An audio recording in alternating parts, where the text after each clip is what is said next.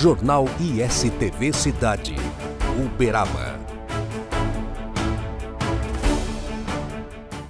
Estamos de volta com o ISTV Cidade, noticiário da família uberabense, para participarmos aqui de mais uma conversa gostosa com o professor Newton Luiz Mamed, falando sobre letras, sobre língua portuguesa, gramática, verbos, enfim, uma infinidade de coisas. A gente, na entrevista anterior, estouramos o tempo. Eu pedi para o professor e ele gentilmente nos cedeu um pouquinho mais de seu tempo. Professor, vamos falar um pouco mais sobre algumas dessas armadilhas, entre aspas, da nossa rica língua. Aliás, eu tinha um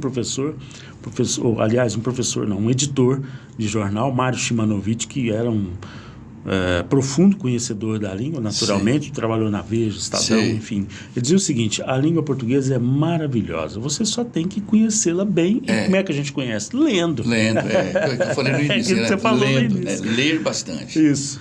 E o Aurélio Buarque de Holanda falava ler, insistindo nisso. Insistentemente, Podemos ver outros assuntos? Vamos lá. Bom, como se fosse uma continuação daquele, né? Isso. Que eu falei aquela hora que geralmente são as pessoas cultas que cometem os erros. Que por elas serem cultas, exercerem influência na sociedade, as falas dessas pessoas ficam parecendo que são certas e que as certas ficam parecendo erradas. Então eu anotei 3 aqui. Uma é a do verbo no infinitivo com o pronome si. Vou dar 3 exemplos. E tem até uma meio humorística aqui, uma situação meio humorística.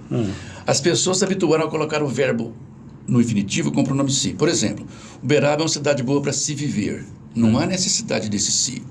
Por quê? Tem professores de português que pensam que o certo é assim para dizer que o pronome si está indicando sujeito indeterminado. Não, gente. O infinitivo se chama infinitivo porque a noção é vaga. Infinita não tem sujeito fixo, portanto, sujeito indeterminado. O verbo no infinitivo já está com sujeito indeterminado. Agora, fora do infinitivo, não. Por exemplo, em Uberaba vive-se bem. Agora sim. Vive está no presente. Mas se em Uberaba vive-se bem, Uberaba é um lugar bom para viver. Aí o povo fala para se viver. Quem que fala para se viver? O caipira? O analfabeto? Não. O doutor, o intelectual, o famoso, o apresentador de televisão. Resultado. Aí quando eu comento isso às vezes no curso de letras, comentava, né, quando eu tinha sala de aula, professor, mas então, se Uberaba é um lugar bom para viver, para quem viver? Eu falei, indeterminado, meu filho. Aí eu falo assim, então, pera um pouquinho, começa a frase com o verbo viver. Viver em Uberaba é bom. Aí você fala viver-se em Uberaba é bom? Não. Então, por que quando você começa, você não põe o pronome si e no meio da frase você coloca? Mas aí vem uma confusão que eu queria que o senhor explicasse também, que é o seguinte: é o ser como partícula apassivadora. Mesma coisa. O infinitivo tem 2 funções. Exatamente. O infinitivo significa sujeito indeterminado e ele significa voz passiva. Então, como o professor de português aprendeu só 2 formas de voz passiva, a analítica com o verbo ser e a pronominal, num estudo mais profundo, a gente aprende que tem também a voz passiva com o verbo no infinitivo. O exemplo mais famoso do mundo. Exemplo, matemática é um osso duro de roer para os alunos. Ninguém falou osso duro de se roer. Por quê? Roer já significa ser roído. E aí um problema sério. Quando a pessoa emprega o infinitivo com o pronome si, uma partícula passivadora, e o sujeito no plural, aí ele tinha que falar no plural. Então, se ele fosse coerente, ele tinha que falar no plural. Por exemplo, eu digo assim,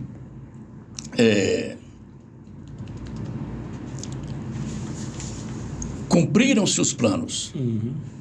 Cumpriram-se os planos. Cumpriu-se os planos, é o que o povo fala. Não, o pronome si indica o sujeito indeterminado com o verbo intransitivo, transitivo indireto de ligação. Mas com o transitivo direto, ele indica a voz passiva. Indicando a voz passiva, o termo seguinte é sujeito. Se for plural, verbo no plural. Se for singular, verbo no singular. Então, exemplo, cumpriu-se o plano, mas cumpriram-se os planos. Assim como vale também para o vendem-se casas. E é esse aí. Vende-se casa, vendem-se casas. Aluga-se apartamento, alugam-se apartamentos. Aí é no infinitivo. Tem apartamentos bons para se alugar? Epa. Primeiro, com o pronome se com infinitivo não precisa, vai indicar a voz passiva. Mas Se você usar, você diz para se alugar em. Aí complica. Quer dizer, os apartamentos estão lá para serem alugados. Ou para alugar. Ou para alugar. Pronto, não põe sim, não. Não põe Você falou uma coisa certinho. Eles estão lá para serem alugados. Ou para alugar. Agora, por quê? Porque alugar está no infinitivo. O infinitivo já significa voz passiva. Então, o infinitivo sozinho, sem o si, ele tem 2 significados. Ou voz passiva, ou sujeito indeterminado. Exatamente. Pronto. Agora, a dica de novo, né? Tem que ler bastante. Inclusive, o professor, na entrevista anterior, falou do Machado de Assis, que estudou francês, ele traduziu Voltaire para o português. O Machado de Assis era tradutor. Né? Outro bom tradutor também, muito bom, era o Monteiro Lobato. Quando você vê uma obra literária, tradução Monteiro Lobato, pode ler, que é garantido. A outra situação... Conta para nós. Essa aqui é de etimologia. Essa aqui é brava. Eu tenho certeza que se tiver algum médico me ouvindo, algum advogado, algum juiz, vai falar que eu que estou errado. É o famoso suicidar-se. Aí eles vão na etimologia. Mas sui já quer dizer a si. Então, suicidar-se quer dizer matar-se. Não. Eu vi uma gravação de um padre, não vou dizer qual, aqueles famosos sermões gravados em CD. Sim. A minha sogra, além de católica, ela era muito beata, então as duas, ela era fã desse padre. Ele, num sermão dele, isto é, ele pregando uma mensagem religiosa, e que ele quis dar um dia entendido em português, coitado, ele se estrepou. Ele suicidou-se. Se suicidar quer dizer matou-se, então suicidou-se quer dizer matou-se. Não é não, meu filho. Na hora de formar a palavra na etimologia, sui, não é nem a si, é disse. Você lembra que tinha genitivo, dativo, acusativo? Sui é genitivo. Sui quer dizer de si. Sid, C-I-D, do verbo octidere, quer dizer matar. Octidere sui, morte de si, pronto. Mas isso na etimologia. Gente, etimologia não significa sintaxe, regência, concordância, não. Etimologia é a formação da palavra. Uma vez pronta a palavra, ela vai para o espírito da língua onde ela vai ser usada. Exemplo, o espírito da língua portuguesa. Então, suicidar significa matar a si, a ideia de matar a si. Mas esse a si posso ser eu. Então eu vou suicidar, quer dizer que eu vou matar a si? Não, vou matar a mim. Então o verbo seria micidar? Também não. Então o que aconteceu? Pronto o verbo suicidar, ele significa isso. Mas ele tem que ter o pronome, porque pode ser eu, tu, ele. Eu vou me suicidar, tu vais te suicidar, nós vamos nos suicidar. Agora, quando na terceira pessoa, coincide. Ele vai se suicidar. Eu vejo repórter de televisão falando certo e gente criticando o repórter. Isso assim, essas mocinhas bonitas hoje que apresentam na televisão, falando que ela suicidou-se. Você vê gente corrigir. Suicidou-se está errado. Suicidou já quer dizer matou a si. Não. Na hora de formar o verbo. Ele suicidou-se, mas eu... Vamos supor que no Memórias Póstumas de Brás Cubas, o sujeito fosse eu. Então, lá de cima eu falo assim, eu suicidei no ano tal, quer dizer, eu matei a si? Não. Eu me suicidei no ano tal. Igual o Brás Cubas fala lá no livro dele, né? O Brás Cubas, que é o das Memórias Póstumas. Mais uma do Machado de Assis. Machado de Assis. Aí, agora a gente fala, mas então se eu falar, ele suicidou-se é pleonasmo, não é não. Coincidiu que a terceira pessoa é si. Mas eu suicidei-me. Vamos supor que na Memórias Póstumas. Eu me suicidei. Ele se suicidou. Nós nos suicidamos. Tá correto. E o outro, Paulo? Conta para nós. Sempre uma aula. Vamos voltar ao pronome si? Sim. Do infinitivo. Uberaba é uma cidade boa para se viver. O fato humorístico foi esse. Alguém um dia me perguntou, assim, o senhor é de Uberaba? Sou. O senhor pode me indicar onde tem um bom lugar aqui para se comer? Eu quase falei assim, nós ainda não praticamos a autofagia. Mas eu falei, um bom lugar para comer. Agora, se alguém fala, mas para que comer quem? Para quem comer? Não, meu filho, comer já significa sujeito indeterminado. Agora, um bom lugar para se comer é para comer a si mesmo. Né? Só se morder. Autofagia. O outro, Paulo, é o das pronúncias erradas. Essas pronúncias erradas, eu esqueci de desligar. Essas pronúncias erradas decorrem de duas situações. A primeira é a ignorância da palavra em si. Exemplo, a palavra rubrica, assinatura abreviada. Sim. Como a língua portuguesa é uma língua de tendência paroxítona e a língua inglesa é uma língua de tendência pró-paroxítona, o que acontece? Como o brasileiro, ele é xenófilo em inglês, isto é, ele adora estrangeiro, mas inglês, de fala inglesa, mais norte-americano do que da Inglaterra mesmo, né? Tudo bem. Então o brasileiro pôs na cabeça, internalizou que o inglês é bonito, é culto, é chique e, pior, de gente rica. Então, se eu enfiar inglês na minha fala, eu estou sendo, mesmo sendo pobre, eu estou sendo um rico, pelo menos nas palavras, e não no bolso. Resultado, as pessoas pensam que a palavra pró-paroxítona é mais chique e séria, então fala rúbrica. Você vê advogado falar rúbrica, padre falar rúbrica, juiz falar rúbrica, é rubrica. Aí, pegando o caminho dessa, vem o famoso recorde. Nas Olimpíadas, então. Fulano bateu recorde, é recorde. Ele bateu o recorde em natação, em não sei o quê, etc, etc. Aí vem outras palavras mais legitimamente estrangeiras, mas o francês. Se o português é uma língua de tendência paroxítona, na maioria das palavras, o inglês de tendência pró-paroxítona, o francês é o contrário. O francês só tem duas, oxítona e paroxítona. O francês não tem palavra pró-paroxítona. Aí você tem a Torre Eiffel. O brasileiro não tem. Ele fala Eiffel. Dois erros. Primeiro que é Eiffel e não Eiffel. Segundo, em francês, se estudou francês, não existe palavra terminada em L paroxítona. É oxítona. La Tour Eiffel. E Eiffel, coitado, é o nome do homem, do engenheiro que fez a torre. Gustavo, em francês, Gustave Eiffel.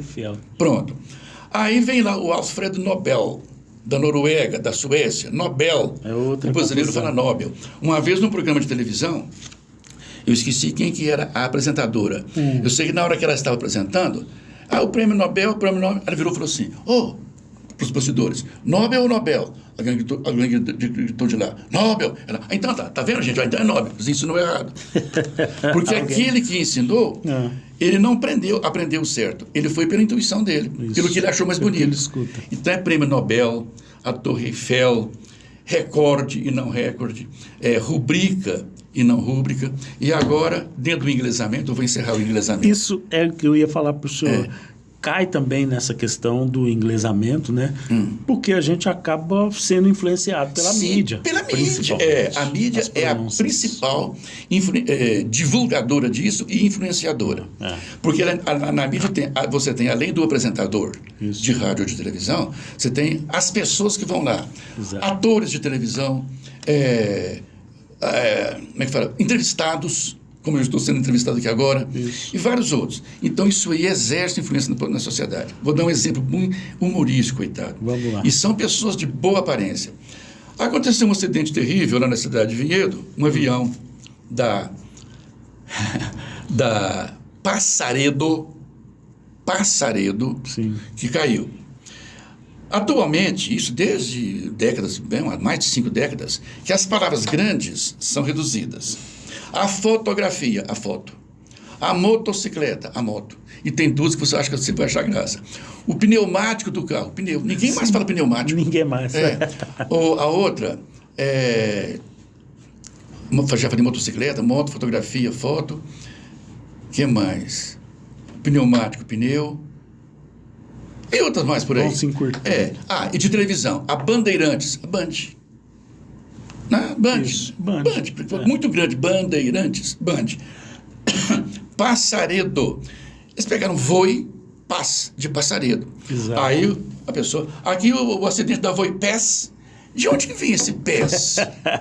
Se fosse inglês, seria Fly, PES. Fly em inglês, voar. PES. Mas é Voi. Olha que bobagem. Voi em português, PES em inglês. Não tem sentido. Vocábulo em português e outro em inglês. A pessoa viu uma palavra terminada com 2 S, ela pensa que é inglês. Olha, esse paz é um pedaço de Passaredo. Voi, Passaredo. E você vê. Deve ter se lembrado do business. De todas esses canais que noticiaram o acidente da Voi Paz. Eu escutei também muito. Voi Paz. Por que isso? Inglesamento. Porque, igual você falou, o business, e em português não existe palavra terminada em 2 S. O brasileiro vendo aquilo lá e para terminar. Automático. O brasileiro pensa que A única língua estrangeira do mundo é inglês. Então o brasileiro pronuncia latim em inglês, francês em inglês e outras grego em inglês, toda uma do latim. Você aprendeu? A palavra níquel, N-I-H-I-L, significa nada. Daí vem filosofia, o nihilismo, né? A redução ao nada e tal. Se eu quiser falar a pronúncia romana, níquel, o H lá no meio, pronuncia K. E no latim, já vulgar, nihil. Aí, uma aluna minha que fazia letras e trabalhava no banco, contou o caso humorístico. Antigamente, as minhas primeiras declarações de imposto de renda, quando eu não pagava imposto, vi no final lá assim, nihil, em latim. Aí a pessoa perguntou lá pro gerente, como é que pronuncia isso aqui? Ele falou, nihil. Então, nihil, como se fosse inglês. A pessoa inglesou o latim. Ave Maria. Agora, professor, isso tudo que a gente está, até de forma bem humorada, falando, né? É preciso que a gente tenha sempre, né, em qualquer situação, o bom senso. Sim. Né? Se você puder consultar um dicionário, ótimo. Né? Mas, por exemplo, a correção de uma pessoa numa reunião, ou mesmo ao vivo num programa de televisão, soa, para mim, algo indelicado. Indelicado, mal educado, deixa a outra pessoa constrangida, sem graça e pior, envergonhada. Ela ficando assim, ela perde a naturalidade do que ela está falando, do que ela ia falar, do perde que ela o rebolado, tudo perde o rebolado. Exatamente. Não se corrige em público. São duas situações que corrigem. O professor de português corrigindo o aluno na aula de português, lá no pátio, mas não, aí se eu corrigir ele fica sem graça também. E o pai corrigindo o filho, quando o filho ainda está naquela fase de aprendizagem. Exatamente. Em casa, no ambiente familiar, né? Agora, fora isso, não. Agora, o professor, se for em sala de aula, corrigindo uma prova, etc. Mas, né, mesmo assim... E lembrando, né, a melhor forma de correção ou de prevenção, né, a esses erros é exatamente a leitura. Então, se você desde pequeno incentiva a criança a uma boa leitura, né? E nós temos livros infantis fantásticos. Fantásticos, Paulo, quando eu fazia quinta série, eu fui passar as férias de julho em casa. Eu estava no seminário. No mês de julho, quando eu estava na quinta série, eu li durante as férias 3 livros do Monteiro Lobato, da coleção, que meu pai me deu, eu tenho até hoje. A coleção infantil, 17 volumes, estão lá, do Monteiro Lobato. Bacana. Quer dizer, desde de pequenino você tomando esse hábito, vai te prevenir, vai te deixar, né, numa condição de exercer a língua culta quando for necessário, né, e conviver de forma coloquial com as pessoas, né, na pronúncia tranquila com uma pessoa que não tem tanta formação. E a leitura, além de você ter um bom contato com a língua, você está adquirindo cultura. Exatamente. A grande cultura geral, você aprende lendo. Exatamente. Lendo. Muito bem. Professor, eu quero te pedir para voltar mais vezes para a gente conversar, porque realmente a língua portuguesa é riquíssima e a gente tem uma infinidade de temas e de assuntos e de coisas para falar sobre gramática, sobre literatura também, que a gente, aliás, nem abordou, porque não deu tempo. Tá certo? Certinho, Paulo. Sempre que precisar, pode me chamar. Fica assim. Com prazer. Eu agora já sei como é que estão os seus horários, né? E aí a gente vai te convidar para mais participações aqui, que são sempre muito bem-vindas. Tá bom? Paulo. Tudo bem, Paulo. Um grande abraço. Para você também. Foi uma alegria reencontrar o professor Newton Mamed. Lembrar aqui os nossos tempos de FIUP, né? Lá nos idos de 1986 e tudo mais. E eu agradeço de novo ao senhor. Muito obrigado mais uma vez. Disponha, Paulo. E STV Cidade, o noticiário da família uberabense. Estamos apresentando Jornal ISTV Cidade, Uberaba. Sabe aqueles momentos com a família, sentados à mesa, momentos que nos fazem bem, que nos fazem felizes? Para acompanhar uma prosa boa, tem que ter Café Silva. Café puro, direto da roça. Produzido com tecnologia sem contato manual. Para uma qualidade diferenciada, deixa a gente fazer parte desses momentos da sua vida. Telefone 034 991 59 39 39. Atendendo toda a região. Café Silva, cada vez melhor. ISTV Shop, o seu shopping na TV. Moda, saúde, beleza, decoração. Promoções com produtos e serviços de qualidade. ISTV Shop. o seu shopping na TV.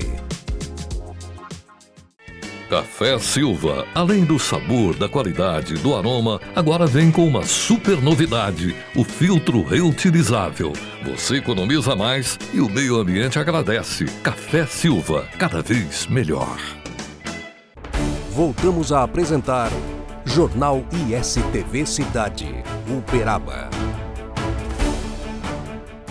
Estamos de volta com o ISTV Cidade, noticiário da família uberabense. O assunto agora é a Secretaria de Planejamento, que retomou a realização de leilões eletrônicos de veículos e materiais oficiais, com uma mudança na execução desses leilões. Agora, esse tipo de processo de compra será realizado pelo portal de compras do Estado de Minas Gerais. O endereço é o compras.mg.gov.br. O primeiro edital com leilão de 40 veículos, como ônibus, carros e vans, foi aberto no dia 19 de novembro e a sessão pública de lances vai até este mês de dezembro. As propostas iniciais já podem ser realizadas no portal de compras e também constam o edital com muitos detalhes, com os detalhes que você queira conferir. Esse é o primeiro leilão realizado no portal de compras